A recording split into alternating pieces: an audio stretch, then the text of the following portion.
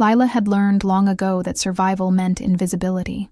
In the sprawling stone kitchens of Shadowpine Palace, she moved like a ghost among the other Omegas, her hands efficient as she peeled vegetables and scrubbed pots, her eyes downcast, her presence so unremarkable that even the head cook sometimes forgot her name.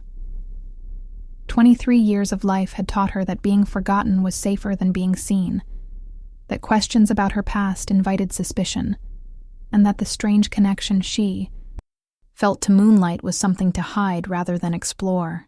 She had no family, no history before the age of 5 when hunters found her half-frozen in the northern forests, and no particular future beyond these kitchen walls. She was nobody, and that was exactly how she needed to stay. The palace buzzed with unusual energy that cold autumn evening. Alpha King Kale Nightborn himself had arrived in Shadowpine territory, bringing his elite guard to investigate the attacks that had been plaguing the outer villages. 7 wolves dead in 3 weeks, their bodies found unmarked but completely drained of life, their eyes frozen wide in terror. The local alpha had requested the king's assistance, and Kale had come personally, which spoke to the severity of the situation. Lila had glimpsed him only once, crossing the courtyard that morning, a tall figure in black leather and silver armor, his presence radiating the kind of authority that made even seasoned warriors step aside. She had quickly looked away, returning to her duties, telling herself that kings existed in a different world entirely from kitchen Omegas. But tonight, as the full moon rose over the mountains and Lila carried linens toward the guest wing, something felt wrong. The air itself seemed to thicken, carrying a chill that had nothing to do with autumn temperatures. The torches along the corridor flickered despite the absence of wind, and Lila felt the hairs on the back of her neck rise with instinctive warning. She had felt this before, in dreams she could never quite remember upon waking. A sense of something vast and hungry pressing against the edges of reality. She quickened her pace, wanting only to finish her task and return to the relative safety of the crowded servant quarters. The screaming started before she reached the stairs. Not the screams of wolves in battle, which she had heard during territory disputes, but something worse, screams of pure existential terror that cut through the stone walls like knives. Lila dropped the linens, her body moving on instinct toward the main hall even as her mind screamed at her to run the other way. She emerged into chaos. The great hall had become a battlefield, but the enemy was like nothing from the natural world. Creatures of living shadow poured through the windows and walls, as though stone were mere suggestion, their forms constantly shifting between wolf-like shapes and something far more ancient and wrong. They had no eyes, but seemed to see perfectly. No mouths, but the screams of those they touched suggested they knew exactly how to kill. Warriors fought desperately, their claws and weapons passing through the shadow creatures with little effect. Lila saw an experienced beta soldier try to tackle one of the entities, only to have his hands pass through it like smoke before the creature solidified just enough to wrap around his throat. The light left his eyes in seconds, his body crumpling to the floor unmarked but utterly lifeless. More shadows poured in, and Lila realized with cold clarity that everyone in this hall was going to die unless something changed. She should run, hide, survive as she always had, but her feet carried her forward instead, toward the moonlight streaming through the tall windows. She did not think, did not plan, simply acted on instinct, older than memory. Lila thrust her hands toward the moonbeam, and the impossible happened. The light responded. It bent toward her fingers like water flowing uphill, solidifying into something tangible, something she could feel and shape. Without understanding how she knew what to do, Lila pulled the moonlight into a barrier of pure silver radiance, spreading it wide to shield the nearest group of warriors. A shadow creature struck the barrier and recoiled, shrieking in a voice that existed only in the mind, its form disintegrating where it touched the light. All around the hall, wolves stopped fighting to stare at her in shock. If you are enjoying this story, please consider hitting the like button and subscribing to our channel for more supernatural romance tales that will keep you on the edge of your seat. Lila did not have time to process their stares or her own terror at what she was doing.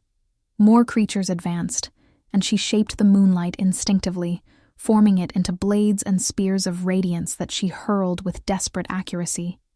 Each strike found its mark, shadow creatures dissolving into nothingness when, touched by the light she commanded, ancient symbols blazed to life across her skin, spiraling up her arms in patterns of silver fire, marks she had never seen before, but somehow recognized at a soul-deep level.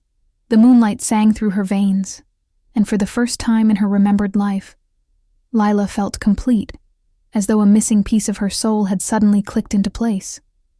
Alpha King Kale Nightborn fought his way toward her, his eyes wide with something beyond shock, something that looked almost like recognition. He was a devastating force, even against enemies that could barely be touched, his alpha power amplifying his strength to the point where even glancing blows disrupted the shadow creatures enough for his silver weapons to find purchase. But he was staring at Lila as he fought, at the marks blazing on her skin, and she saw the exact moment understanding hit him. His expression transformed from shock to something almost like awe, then immediately to grim determination. He reached her side, just as the last shadow creature dissipated, and the moonlight flowing through her fingers flickered and died as Lila's knees buckled. Kale caught her before she hit the ground, his arms surprisingly gentle for someone who had just been dealing death moments before. His scent washed over her, pine and winter storms, and something uniquely him that made her wolf whine with confused recognition. Up close, his eyes were the color of amber, intense and intelligent, currently focused on her face with an expression she could not read. The symbols on her skin were already fading, leaving only the faintest silver traces that would disappear entirely within minutes. Around them, the great hall had gone absolutely silent, every wolf staring at the Omega, who had just saved them all with powers that should not exist. Kale's voice was low, pitched only for her ears despite the preternatural hearing of everyone present. "What is your name?" Lila tried to answer, but her voice would not cooperate, her entire body shaking with exhaustion and shock, and the aftermath of channeling power she had never known she possessed. Kale shifted his grip, lifting her easily into his arms, and raised his voice to address the hall. "This woman is now under my personal protection. Anyone who speaks of what they witnessed tonight without my explicit permission will be tried for treason. Captain Ridian, secure this hall and post guards at every entrance. Alpha Shadows, we will speak privately within the hour. Everyone else, return to your quarters and await further instruction." The authority in his voice brooked no argument. Warriors and servants alike scattered to follow his commands, though Lila felt the weight of their stares, the whispers already beginning despite his warning. Kale carried her through the corridors as though she weighed nothing, his guard forming a protective barrier around them. Lila tried to speak, to ask what was happening, but darkness was already pulling at the edges of her vision. The last thing she saw before unconsciousness claimed her was the moon through a window, its light seeming to pulse in rhythm with her slowing heartbeat, as though acknowledging something in her that she had spent her entire life trying to hide. She woke in luxury she had never experienced, lying on a bed so soft it felt like floating on clouds, beneath blankets of fabric finer than anything in the servant quarters. Sunlight streamed through tall windows, and for a moment Lila thought the previous night had been a dream, some fever vision brought on by exhaustion. Then she saw the 2 guards posted at her door, saw the opulent guest chamber that was certainly not where kitchen staff slept, and memory crashed back in vivid detail. The shadow creatures, the moonlight bending to her touch, the ancient symbols blazing across her skin, and worst of all, the Alpha King himself carrying her to safety, while the entire court watched. Panic seized her chest. She needed to leave, to disappear before questions were asked that she could not answer. Lila threw back the covers and discovered someone had changed her into a sleeping gown of soft silk, her kitchen dress nowhere to be seen. The door opened before she could decide whether to brave an escape in her nightclothes, and a woman entered who radiated such confidence and authority that Lila instinctively lowered her eyes. The woman's voice was warm but firm. "I am Sarah, the king's chief advisor, and you need not fear me. His Majesty has requested your presence for breakfast once you are ready. I have brought appropriate clothing, and will answer what questions I can while you dress." Lila's voice came out barely above a whisper. "I do not understand what is happening. I should be in the kitchens. I have duties." Sarah's expression softened with something like sympathy. "You have been released from kitchen duties by royal decree. As for what is happening, that is a conversation best had with King Kale himself. But I can tell you this much. You are not in trouble. You are not being punished. And you are safer in this moment than you have been in your entire life. The king believes he knows what you are. And if he is correct, then everything is about to change. For you, and quite possibly for the entire kingdom." The clothing Sarah had brought was finer than anything Lila had ever touched. A dress of deep blue fabric that fit perfectly, despite no one having taken her measurements. Sarah helped her dress and braided her dark hair with practiced efficiency, transforming the invisible kitchen Omega into someone who might almost belong in palace society. Almost. Lila could see the truth in the mirror, the uncertainty in her gray eyes, the way she held herself like someone expecting punishment. Sarah met her gaze in the reflection. "Whatever you are afraid of, child, it will serve you better to face it directly. King Kale is many things, but he is not cruel, and he does not play games with people's lives. If he has claimed you under his protection, then that protection is absolute." The breakfast room was private, just Kale and 2 guards posted outside rather than in. The Alpha King stood by the window, backlit by morning sun, and turned as she entered. In daylight, without the chaos of battle, Lila could see him more clearly. He was perhaps 30, with dark hair and those striking amber eyes, his face hard-carved and handsome in a way that spoke of both noble breeding and hard living. Scars marked his hands and one traced along his jaw. Evidence of battles survived. His presence filled the room, that undeniable alpha authority that made submission instincts sing in every Omega. But when he gestured for her to sit, his voice was carefully gentle.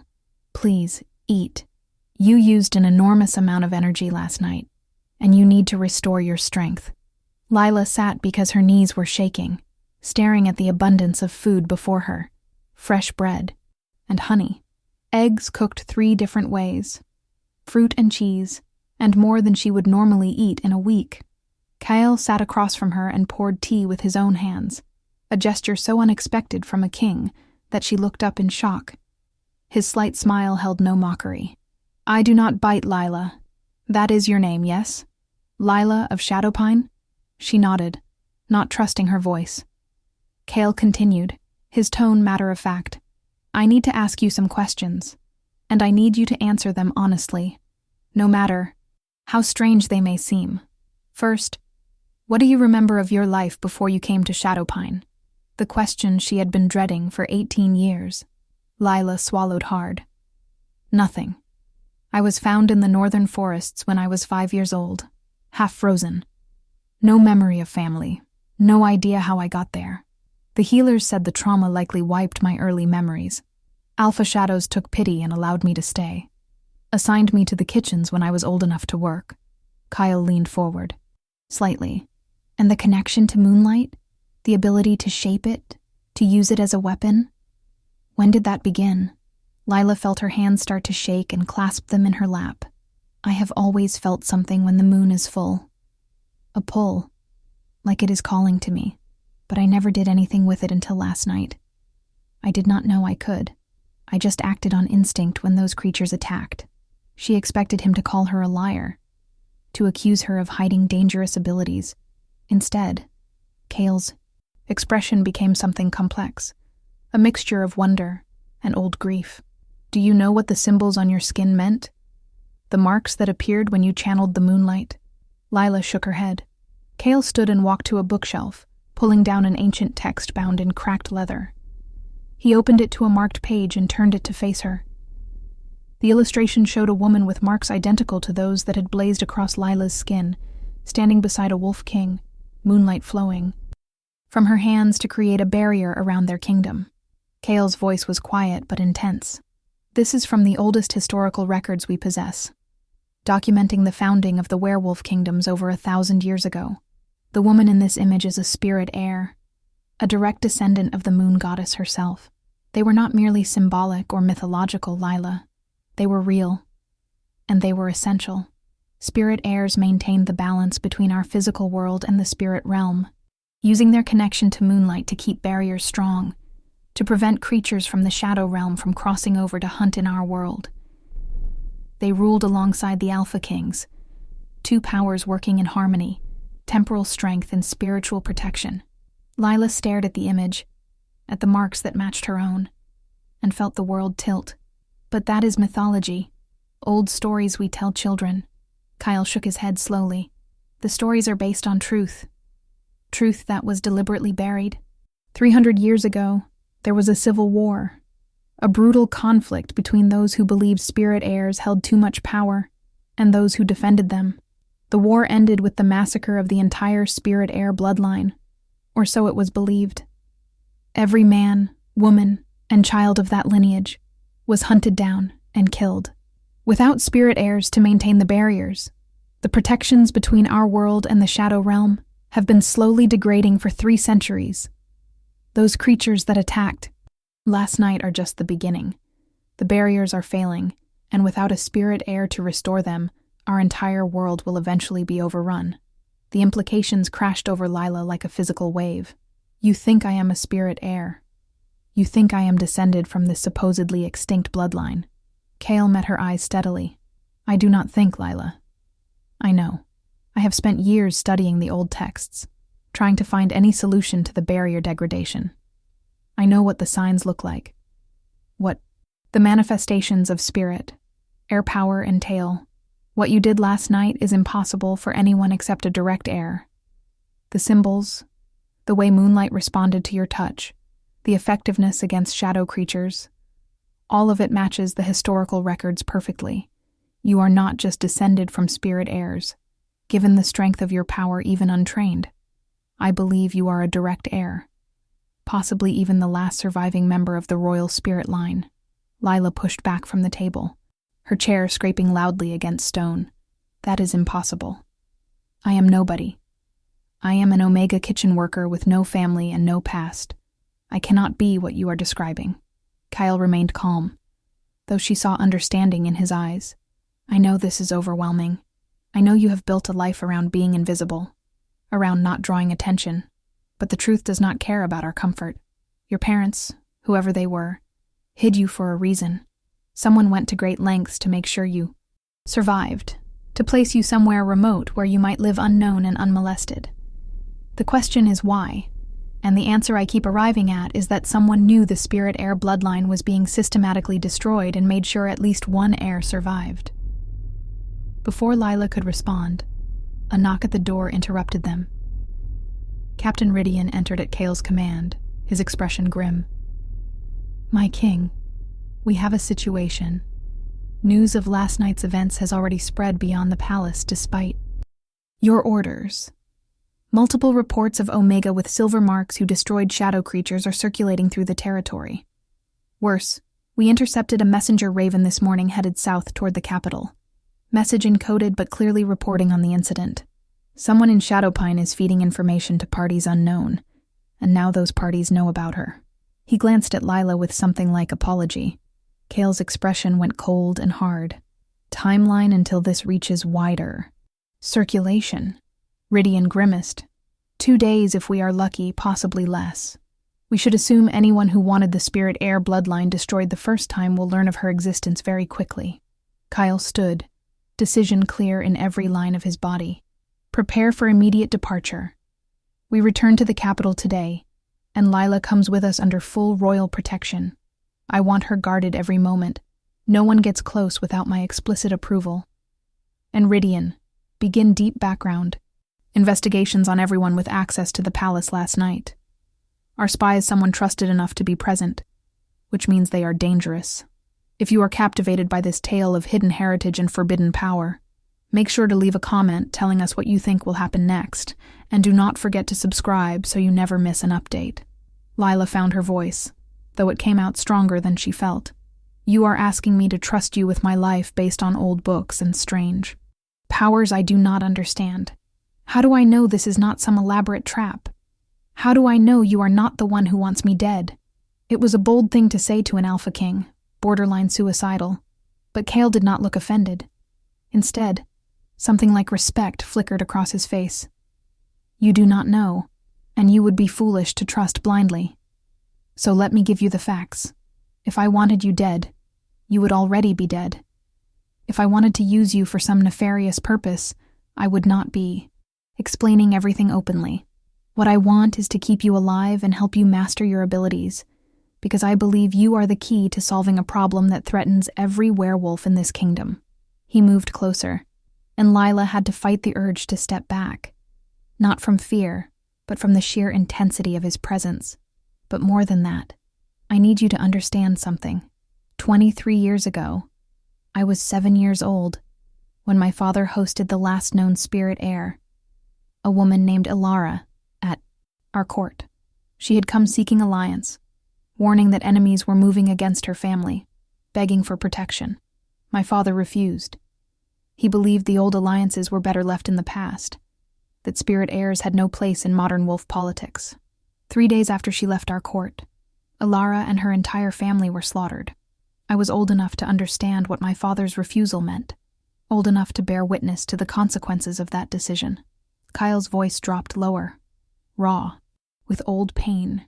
I have spent my entire reign trying to undo the mistakes of the past, trying to find a way to restore what was lost when the spirit heirs were destroyed. I will not make my father's mistake again.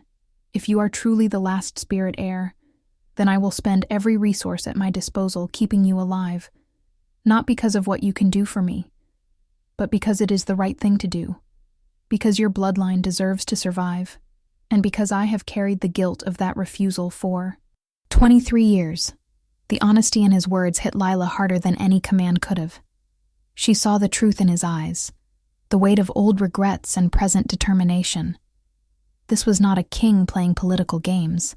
This was a man who had watched innocents die because his father chose wrong and had sworn never to repeat that choice. Lila took a shaky breath. If I agree to go with you, if I accept your protection, what happens then? Do I become some kind of prisoner in a gilded cage? Cale shook his head firmly. You become my student and my ally. I will teach you to fight, to defend yourself, to control and strengthen your abilities. You will learn your heritage, the truth of what you are and what that means. And when you are strong enough, if you choose to, you will help restore the barriers that protect our world. But the choice will be yours, Lila.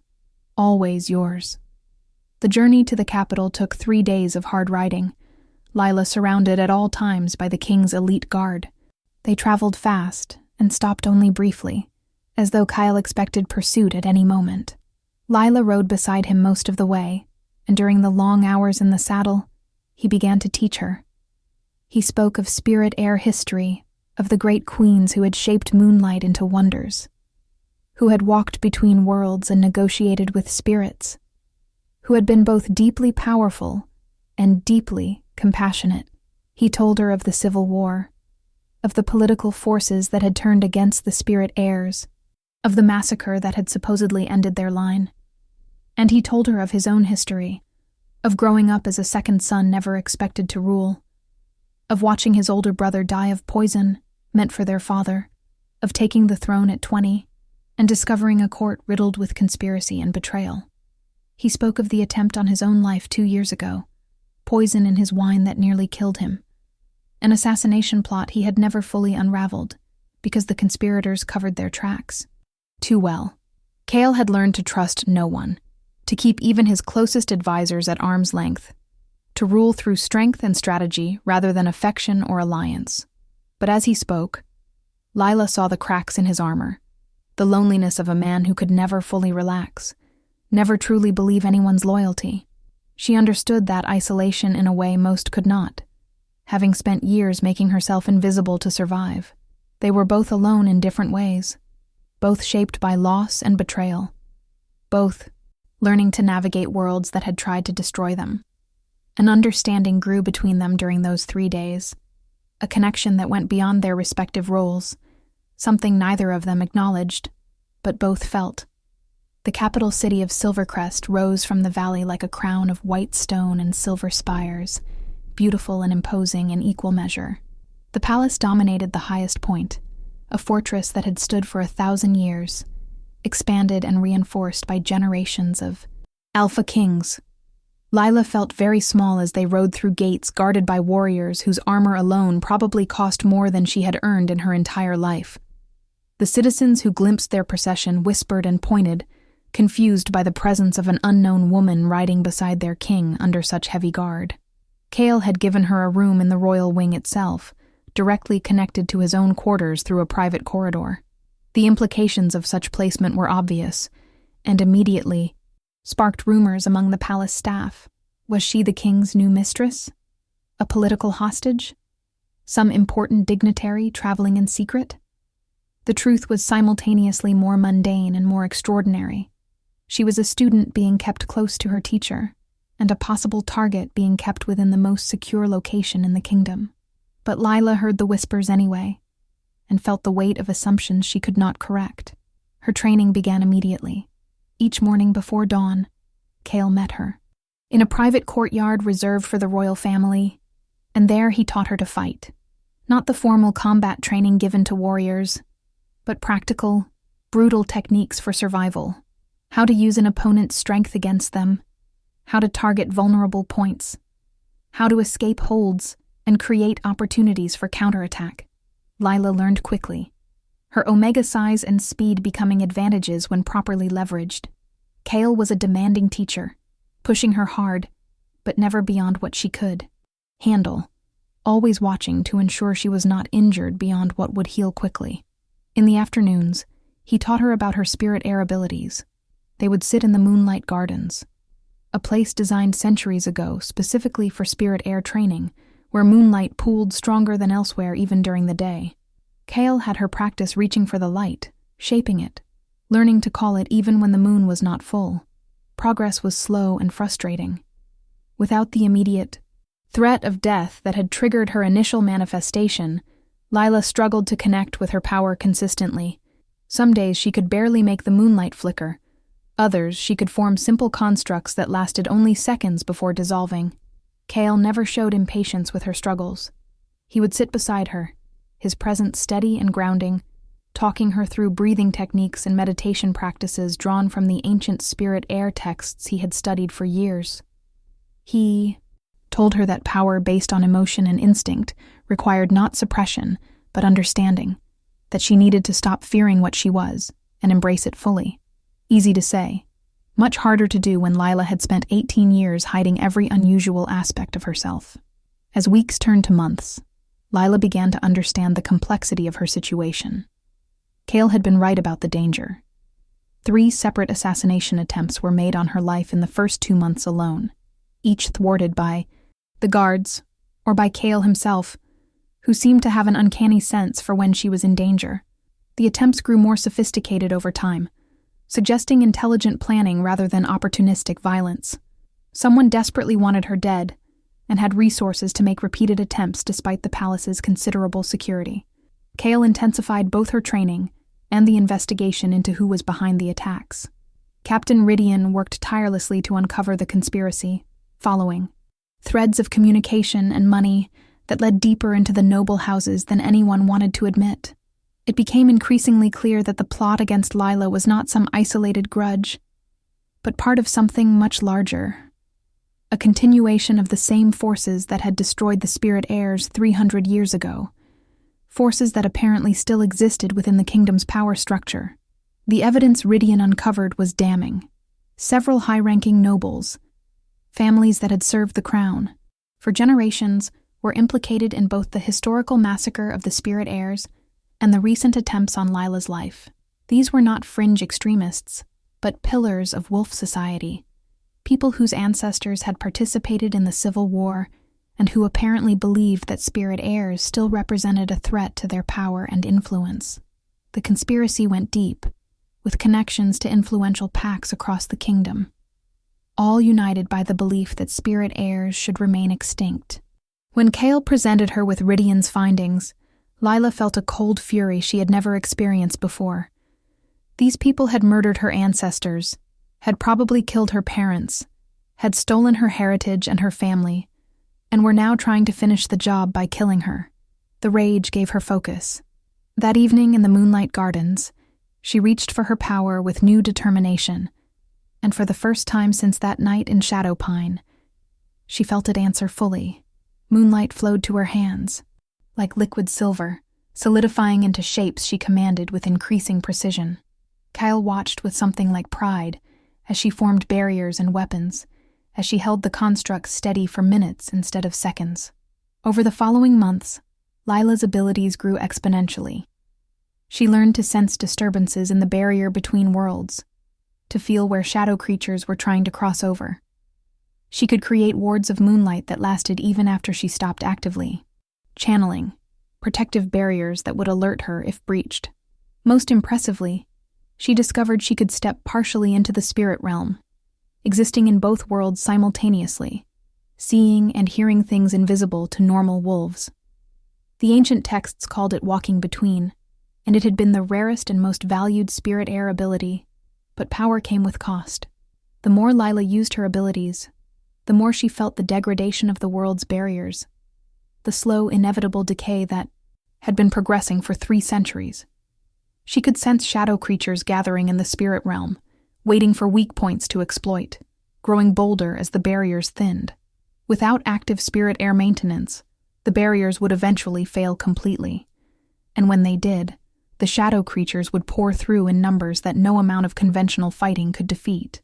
The kingdom, and perhaps the entire world, faced an existential threat that only she could address. The weight of that responsibility pressed down on Lila like a physical burden. She was one person, barely trained, facing a problem that had historically required an entire bloodline of spirit heirs working in concert. How could she possibly restore barriers that had been degrading for centuries? How could she protect an entire kingdom when she could barely protect herself? The doubts circled in her mind during sleepless nights, and more than once, Kale found her in the Moonlight Gardens long past. Midnight, practicing until exhaustion forced her to stop. He never told her to rest or accused her of obsession. Instead, he would sit beside her in comfortable silence, a steady presence that reminded her she was not facing this alone. Their relationship had evolved over the months into something neither could quite define. It was not friendship exactly, though they had grown to know each other's thoughts and fears with unusual intimacy. It was not romance, though Lila could not deny the way. Her heart raced when Kale smiled at her, or the protective fury that filled her when he returned from dangerous missions with new injuries. They orbited each other carefully, 2 people drawn together by circumstance and genuine connection, both too afraid of complications to acknowledge what was building between them.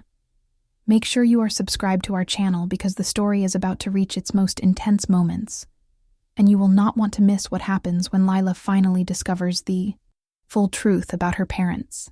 The breakthrough in Rydian's investigation came 6 months after Lila's arrival in Silverest. One of the conspirators, facing execution for a separate crime, offered information in exchange for a commuted sentence. What he revealed shook the kingdom to its foundations. The conspiracy against the spirit heirs had never ended. It had simply gone dormant, waiting. The same noble families who had orchestrated the original massacre had maintained their agenda across generations, passing down the mission to ensure spirit heirs never returned to power. They had people placed throughout the kingdom's infrastructure, including within Kale's own court, all working toward the goal of keeping spirit heirs extinct. But the most devastating revelation was personal. The informant provided names and details about the final spirit heir massacre 23 years ago. Lila's mother had been Alara Moonwhisper, the last acknowledged spirit queen, the same woman who had begged Kale's father for protection and been refused. Alara had not died with the rest of her family in the initial attack. She had escaped with her infant daughter, running for weeks through hostile territory, using the last of her strength to hide her child, where the conspirators would never think to look, in the northern forests of a remote territory far from any spirit heir stronghold. Alara had used ancient magic to suppress Lila's spirit heir aura, making her appear as a normal Omega child, betting that without obvious signs of her heritage, the hunters would overlook her. Then Alara had led the pursuers away, sacrificing herself to buy her daughter time to be found by someone, anyone, who might show a lost child mercy. She had died 3 days later, killed by the same conspirators who now sought to finish what they started by murdering Lila.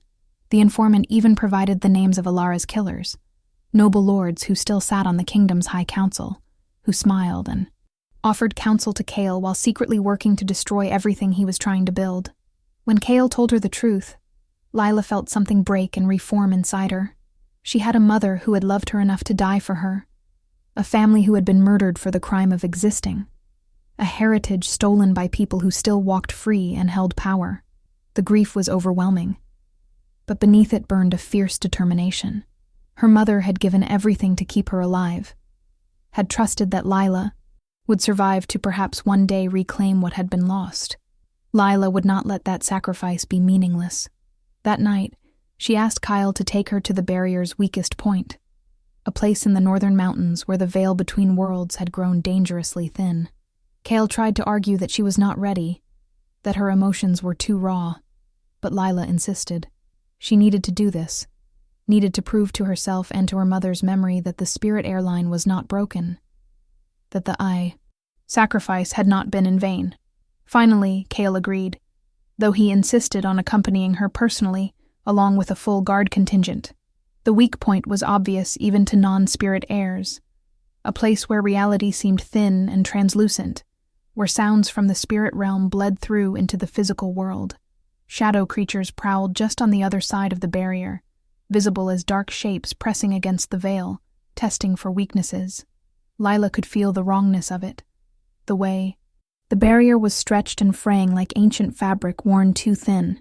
This was what her ancestors had prevented, what 3 centuries without spirit air maintenance had allowed to develop. Lila stepped forward and reached for her power. But this time she did not just call Moonlight to her hands. She opened herself completely, dropping every defense and fear, accepting fully what she was and what that meant. Power flooded through her like a tidal wave, moonlight pouring from the sky to answer her call.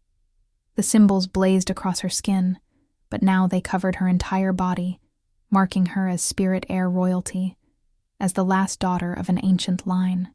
She could feel her mother's presence somehow, a warmth in the moonlight that felt like love and encouragement. And Lila understood that her mother had never truly left, that the moon goddess held her children close even in death. With precision learned from months of training and instinct inherited from generations of spirit queens, Lila wove moonlight into the barrier itself, repairing tears and reinforcing weak points, forcing the shadow creatures back and strengthening the veil between worlds. It was exhausting work that required absolute concentration, but Lila persisted, pouring everything she had into the restoration. Hours passed, though they felt like minutes, and slowly, gradually, the barrier solidified, becoming opaque and strong again, the shadow creatures' forms fading from visibility as they were pushed back into their own realm. When it was done, Lila collapsed, caught once again by Kyle before she could hit the ground. But this time she was smiling through her exhaustion, tears streaming down her face. Because she had done it. She had proven that spirit heirs could still fulfill their purpose, that the barriers could be restored, that her mother's sacrifice and her bloodline's suffering had not been meaningless. Cale held her carefully, and she felt his hand shaking slightly, saw moisture in his own eyes as he looked at what she had accomplished. His voice was rough with emotion. Your mother would be proud beyond words. You have done what I thought might be impossible. You have given us hope.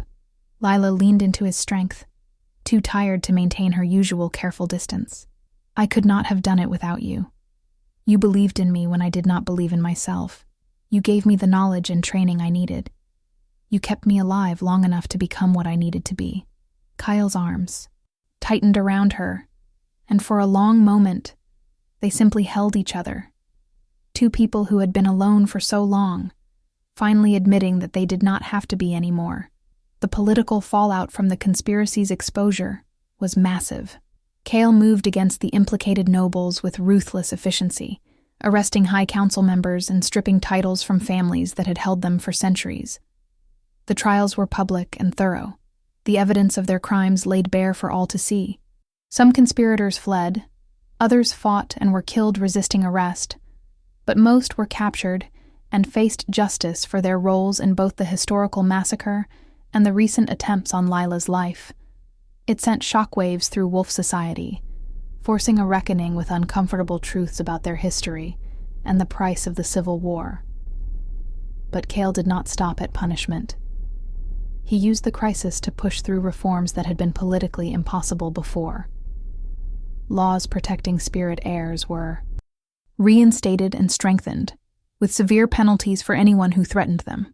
The history of the spirit heir genocide was added to mandatory education, ensuring future generations would know the truth rather than comfortable lies. Most importantly, Cale formally recognized Lila as the spirit heir queen, restoring her bloodline's titles and lands, giving her official standing equal to his own as Alpha King. The coronation ceremony was held under the full moon in the ancient courtyard where spirit queens had been crowned for 1,000 years. Lila wore silver and moonlight, her marks visible and proud, no longer something to hide but a declaration of who she was.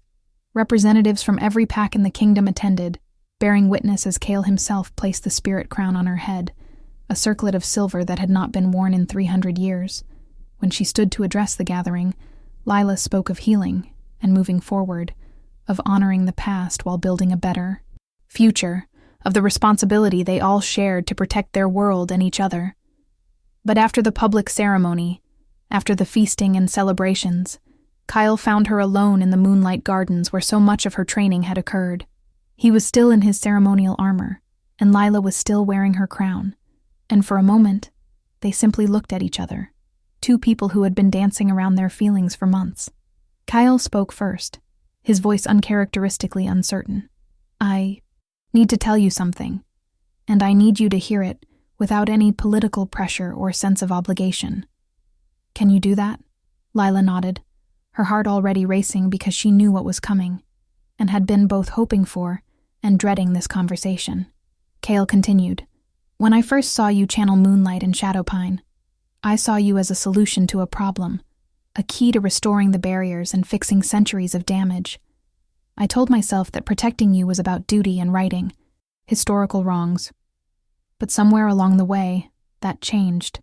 Teaching you, watching you grow into your power, seeing your courage and compassion and strength, I fell in love with you, Lila.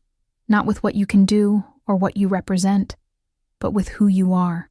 He stepped closer, his eyes searching hers. "I know the complications. I know the political pressures and the expectations, and the fact that everyone will assume I am using you, or that you feel obligated because I am the king. I know we are both damaged in our own ways, and that neither of us has experience with this kind of vulnerability, but I also know that I have never felt about anyone the way I feel about you, and I need you to know that before I lose my courage to say it." Lila felt tears prick her eyes, but they were good tears, the kind that came from finally hearing words you desperately needed. "I love you too. I have been fighting it for months because I was afraid. Afraid you only saw me as a tool. Afraid I was projecting safety onto attraction. Afraid that admitting feelings would complicate everything beyond repair. But the truth is, you are the first person who has ever seen all of me, the broken parts and the powerful parts, and valued both. You made me feel like I could be strong and vulnerable at the same time, like I did not have to choose between power and connection." Kyle reached up slowly, giving her time to pull away, and cupped her face in his hands. "I am going to kiss you now, if that is acceptable to my spirit queen." Lila laughed through her tears. "More than acceptable to me, my Alpha King." His kiss was gentle at first, almost reverent, then deeper as Lila responded. Months of restrained attraction finally given permission to manifest. She felt his power and hers intertwine, Alpha and Spirit Heir, temporal and spiritual, two halves of an ancient partnership finally restored not just politically, but personally. When they finally broke apart, Cale rested his forehead against hers. "This will not be easy. There will be political complications and people who object and challenges we cannot foresee. But I promise you this. I will face all of it standing beside you, not as king to subject, but as equal to equal, as partner to partner. Lila smiled. Then we will face it together. The barriers need years of work to fully restore. The kingdom needs healing from centuries of division. We both have responsibilities that will not disappear, because we finally admitted what we feel. But for the first time, I believe we can actually accomplish what needs doing, because we do not have to do it alone. Over the following years, Lila worked tirelessly to restore the barriers across the entire kingdom and beyond. It was slow, demanding work that required her to travel to every weak point, to pour her power into repairs that would need regular maintenance for decades to come. But she was not the only spirit heir for long. Among the kingdom's population, other descendants began to manifest abilities, bloodlines that had been dormant or suppressed for generations responding to the presence of an acknowledged spirit queen. Lila gathered them, taught them, built the beginning of what would eventually become a restored spirit heir order, ensuring that the work of barrier maintenance would not rest on her shoulders alone. Heir supported her work with every resource the crown could provide. But more importantly, he stood beside her as true partner. They ruled together, Alpha King and Spirit Queen, making decisions jointly and supporting each other through the inevitable challenges and conflicts. Their relationship became a model for the restored alliance between temporal and spiritual power, demonstrating that both were necessary and that true strength came from cooperation rather than domination. 3 years after that first night in Shadowpine, Lila stood again in the Moonlight Gardens. But this time she was not alone. Kyle stood beside her, their hands intertwined as they looked up at their daughter sleeping in her cradle, a beautiful child who had been born with the marks of both bloodlines, Alpha and Spirit Heir combined. The baby girl represented a future they were building together, a world where children would not have to hide what they were, where power and compassion worked in harmony, where the mistakes of the past had been acknowledged and learned from. Lila had started as an invisible Omega in a palace kitchen, hiding her very existence to survive. She had discovered a heritage stolen by violence and conspiracy, had learned to claim power that terrified and exhilarated her in equal measure. She had found love with a man who saw her as equal, who challenged and supported her, who proved through actions that redemption was possible when accompanied by genuine change. And most importantly, she had honored her mother's sacrifice by not just surviving but thriving, by taking the gift of life she had been given and using it to protect thousands of others. As moonlight bathed the gardens in silver radiance, Lila felt her mother's presence again, a warmth and approval that needed no words. The spirit heirs had returned, the barriers would hold, and the kingdom had a future built on truth rather than comfortable lies. It was not perfect, would never be perfect, but it was better, built on a foundation of love and sacrifice, and the determination to ensure that history's darkest chapters would not repeat. Kale squeezed her hand gently, and Lila squeezed back, a simple gesture that contained everything they had built together. Two broken people who had found wholeness not through magic or destiny, but through the deliberate choice to trust again, to love again, to believe that tomorrow could be better than yesterday if they were willing to work for it. And as their daughter stirred in her sleep, marks beginning to glow faintly on her tiny hands, Lila knew that the future was bright with possibility, protected by barriers restored and love renewed, a world where spirit heirs and Alpha King stood together as they always should have, partners in protecting the light against the darkness.